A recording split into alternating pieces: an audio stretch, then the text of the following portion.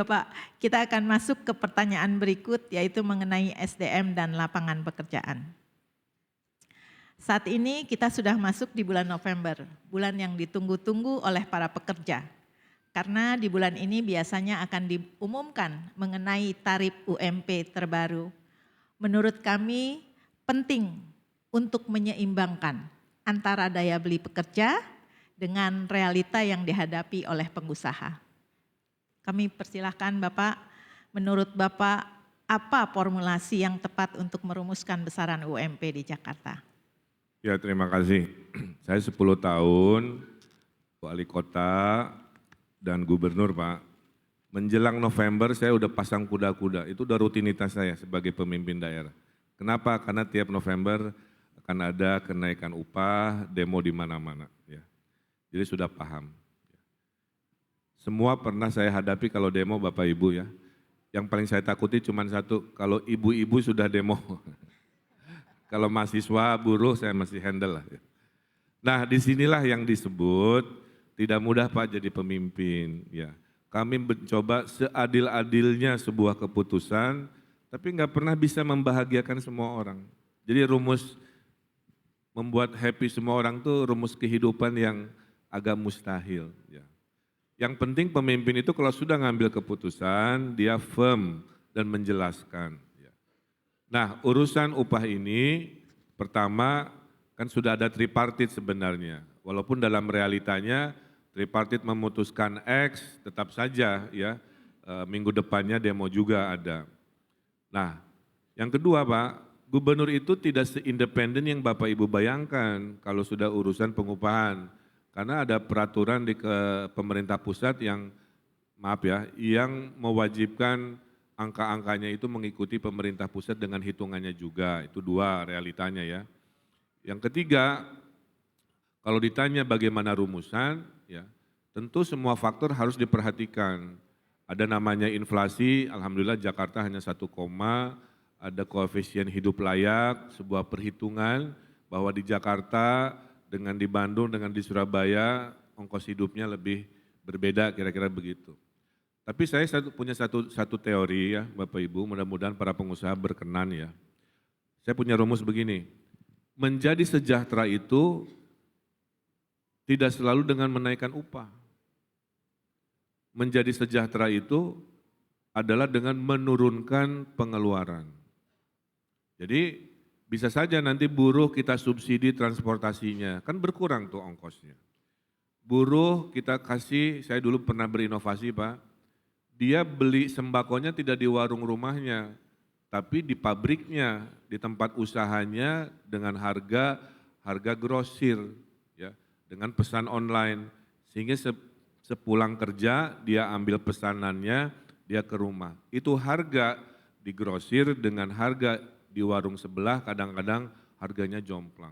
Nah ini cara-cara kami untuk mengurangi pengeluaran, subsidi transportasi dan lain-lain.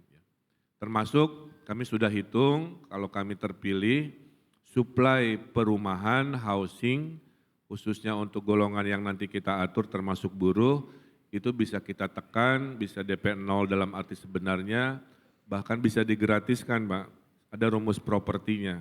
Ya. 30% digratiskan, disubsidi oleh 60% yang propertinya dijual komersial. Nah selisih keuntungannya mensubsidi properti yang bisa kita gratiskan atau kita rendahkan. Nah jadi kesimpulannya yang namanya upah pasti menghitung rumus tadi Pak. Ya. Kedua harus sefrekuensi dengan pemerintah pusat. Ketiga sebagai pemimpin harus dialog. Kadang-kadang buruh itu sudah paham itu angkanya segitu, tapi minimal ketemulah sama gubernurnya kan begitu. Makan malam, makan siang itu pasti saya lakukan. Ya. Titip ke pengusaha, kalau kami sudah ngambil keputusan, kalau boleh kita juga sama komunikasi ya. Karena saya pernah digugat juga, angkanya tidak sama dengan yang diharapkan. Nah itulah kehidupan. Tapi intinya begitu ya. Nah mudah-mudahan ekonomi kita tadi tidak berkutat kesejahteraan itu dengan naik upah. Kami pasangan Ridho akan berinovasi mensejahterakan buruh dengan memfasilitasi hal-hal untuk mengurangi pengeluaran mereka, ya, sehingga mereka bisa sejahtera, Gini rasionya bisa kita tekan, kemiskinan struktural juga bisa kita intervensi dengan inovasi-inovasi dari negara. Makanya pasangan Ridho itu rumus memimpinnya ada 3 Pak, DKI, bukan Dono Kasino Indro, D-nya desentralisasi, kayak RW itu Pak, saya kasih 1 miliar ya untuk didesentralisasi. K, kolaborasi, nanti kalau banyak kita berkolaborasi itu maksudnya Pak Ridwan Kamil lagi butuh sama-sama membangun Jakarta dengan kebersamaan. I-nya adalah inovasi Pak, menghadirkan hal-hal yang tidak ada menjadi ada. Nah saya kira itu ya komitmennya. Kalau upah saya kira sama saja, tapi perbedaannya nanti kami memimpin dengan memperbanyak inovasi-inovasi insentif supaya pengeluaran dari buruh ini atau karyawan bisa berkurang, karena kita tahu sistem tata ruang Jakarta membuat orang Jakarta 20-30% gajinya habis untuk transportasi. Ini yang harus kita kurangi agar bisa menabung lebih banyak. Karena bel sudah berbunyi, saya kira itu jawabannya. Terima kasih. Assalamualaikum warahmatullahi wabarakatuh. Terima kasih Pak. Ini pandangan yang cukup menarik buat kami. Dan kami sebenarnya sebagai pengusaha Pak, menganggap bahwa pekerja itu aset, sehingga memang wajib untuk disejahterakan. Tetapi tolong nanti Bapak selaku pimpinan daerah itu juga mengingat kami para pengusaha, kami juga punya kesulitan. Dan kami berharap bahwa walaupun kita menganggap ini adalah aset, tapi kita harus menjalankan bisnis kami secara berkelanjutan.